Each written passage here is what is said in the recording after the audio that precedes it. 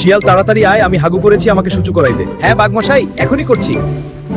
ভালো হয়েছে স্যার, সারা জীবন আপনার চামচামি করলাম, আপনাকে সূচু করাই দিলাম, কিন্তু সিংহ আমাকে অনেক অত্যাচার করে, আপনি একটা ব্যবস্থা নিন স্যার।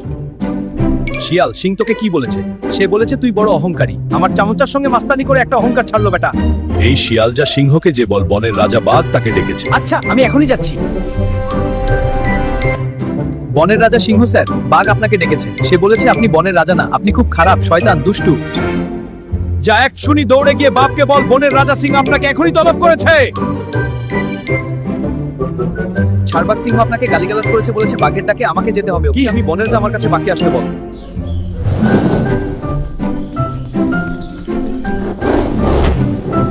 রাজ্যের সমস্ত বাঘ এলো, সমস্ত সিংহ এলো, তাদের ভিতরে ফাইট হলো। বাঘ সিং সবাই শিয়াল দূর থেকে দেখে দেখে শুধু মুচকি মুচকি হাসলো। আমি রাজা, চারিদিকে আলো জ্বল, লক্ষ লক্ষ যেদিকে আটকে আমার দিদিকে। বাঘ এদিকে আয়, আমি হাগু করেছি, আমার পিছন দিক থেকে বদনা দিয়ে পানি ঢেলে ডলে ডলে আমাকে ছুঁচু করে দে। সিংহ এদিকে আয়, আমার হাত পা টিপে দিয়ে। সিং মহারাজ শিয়ালের হাত পা টিপে দিল।